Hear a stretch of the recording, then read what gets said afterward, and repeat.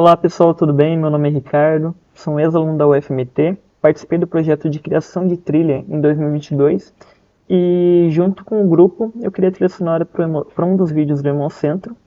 E eu estou aqui para compartilhar a experiência para caso possa ajudar os futuros membros. Então, sem mais delongas, vamos dar uma olhada como foi.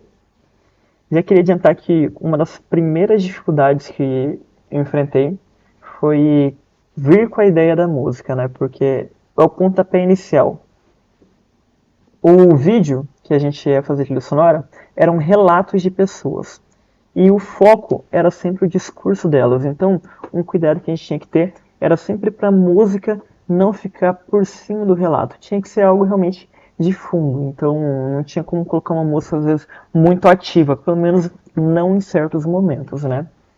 E aí eu lembro que eu criei vários projetos de música, aí não gostava, ia lá, deletava, fazia outro, abria, parava na metade, até que uma noite eu lembro que tinha escutado alguns membros, né, no caso o André Coruja, ele tinha mandado a trilha dele, e dentro da trilha dele tinha uma sequência de terços que ficava tocando, que foi o que me inspirou para criar este projeto. E como que ele funciona, tá? Se a gente olhar aqui, usei a ferramenta o FL Studio, né? E funcionou como se fosse um Lego para construir. Você cria o FL Studio ele é feito para isso, né? Cria padrões e depois você monta. E foi exatamente como eu fiz. Eu criei o primeiro padrão, segundo, terceiro, quarto, quinto e sexto, e depois eu fui colando ele aqui. Vamos dar uma olhada agora em cada padrão separado para a gente entender o que está acontecendo ali na música, tá? O primeiro padrão aqui que a gente vai ver é a base que serviu para a música inteira. Ela é uma sequência de terços, que se a gente olhar, aqui, ela começa com Sol e Si, depois a gente vai para um Si e um Ré, depois um Dó e um Mi, vem aqui, perdão,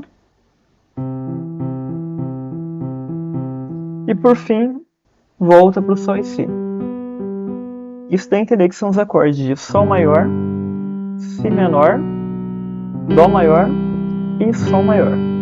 É uma progressão de acordes simples, mas acredito que é uma progressão que funcionava pro propósito. Aí depois do primeiro padrão, vamos dar uma olhada no segundo.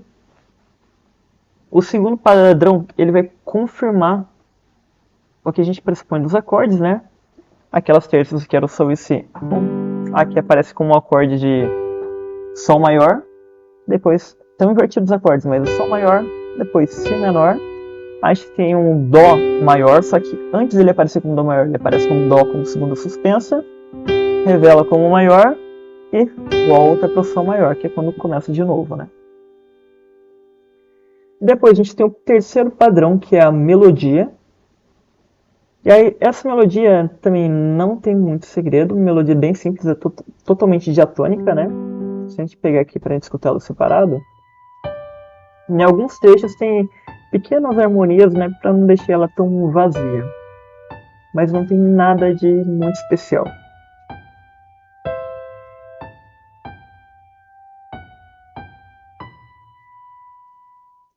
Agora vamos dar uma olhada no quarto padrão. O quarto padrão ele é interessante, porque o quarto padrão a gente chega ele com uma linha de baixo, só que quando ele aparece, ele vai inverter a propriedade dos acordes, porque a gente tinha um Sol maior, só que quando a gente coloca este Mi no baixo, acaba virando um acorde de Mi menor com sétima. Mesma coisa quando a gente tinha um acorde de Si menor, agora a gente está tendo um acorde de Sol maior com sétima maior. Depois a gente tem um acorde que antes era Dó maior, por causa do baixo, ele vira um Lá menor com sétima. E por fim, o último acorde ele mantém, que é o próprio Sol maior. Aqui, o penúltimo padrão. Qual foi a ideia dele? Ele era uma outra melodia, só que ele ia contrastar com aquela linha do baixo. Enquanto a linha do baixo fazia um movimento descendente, essa melodia ela vai fazer um movimento ascendente. Eu vou mostrar depois ali como ficam os dois juntos. Mas fica dessa maneira aqui, ela separada, ó. E se a gente dá uma olhada, junto ali com o quarto padrão,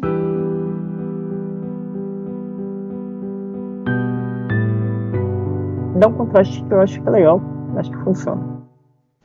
E o último padrão, esse aqui foi importante para colocar no final, porque no final do vídeo tinha um discurso que era bem legal, bem bonito, e aí para dar mais peso para aquele discurso mesmo, uma linha com baixo, também mantendo aquela ideia. Aqui os acordes estão com algumas propriedades invertidas, né? O que era Sol maior aqui por causa do baixo está como Mi menor com sétima. Depois temos de novo o Sol com sétima maior. Aqui eu não mantive o Lá menor, aqui realmente eu preferi ir pro Dó. E depois termina com o Sol. Depois que todos os padrões estavam prontos, né? É claro que eu não fiz todos os padrões e depois eu fui montar. Eu fiz o primeiro padrão, coloquei ele em sequência. Depois eu tive a ideia do segundo padrão, coloquei ele, trouxe a melodia. A ordem que eu criei eles foi exatamente essa daqui, mas foi no decorrer da música. Por exemplo, eu tinha feito aqui essa primeira parte, aí eu senti que era necessária a melodia, coloquei ela, vi as outras ideias e elas foram surgindo e fui colocando. Mas uma coisa que é importante é a gente ver a estrutura, né? Porque não é muito interessante a gente deixar tudo. Por exemplo, a minha ideia era realmente ir crescendo na música, mas se a gente sempre deixar todos os elementos, acaba ficando um pouco repetitivo. Então, se a gente olhar o terceiro padrão, que era a nossa melodia, ele entra, ele é apresentado nesse momento aqui, e depois ele some, e só vai voltar perto do final da música, que é pro clímax dela, né? Um detalhe importante também é que para a apresentação do terceiro padrão, em vez de apenas colocar ele de uma vez, eu preferi pegar apenas o finalzinho dele. Se a gente dá uma olhada aqui, seria apenas esse trecho final para puxar ele. Vou colocar aqui para a gente dar uma olhada. A partir daqui, ó. Aí aqui está entrando o finalzinho dele. E entra em repetição depois. Se a gente der uma olhada aqui no final, que é onde foi o clímax, para conhecer um pouquinho da trilha.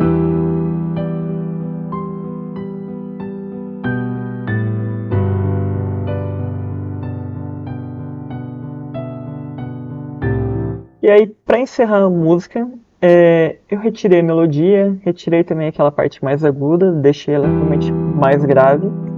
E no caso, o Carlos, que também não sei se ele está participando ainda do grupo, mas ele tinha feito um fade out para acabar a música.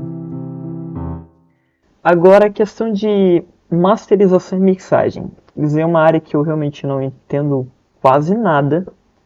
E eu lembro que na época a gente estava com pouco tempo para produzir a trilha. Então o que eu fiz, né, foi o seguinte: eu usei o som padrão do FL Studio e na parte de mixagem mesmo coloquei esse plugin chamado Sound Goodizer. Até onde eu sei, ele não é nem um pouco profissional, mas para o momento era o que eu tinha e ele serviu. Mas recomendo vocês que estão no projeto que dêem uma estudada para tirar realmente o melhor para vocês conseguirem da música, porque é meio triste às vezes ter um projeto super legal, só que não fica com uma sonoridade tão interessante por causa dessa parte da mixagem, né? Então, a respeito da trilha foi isso.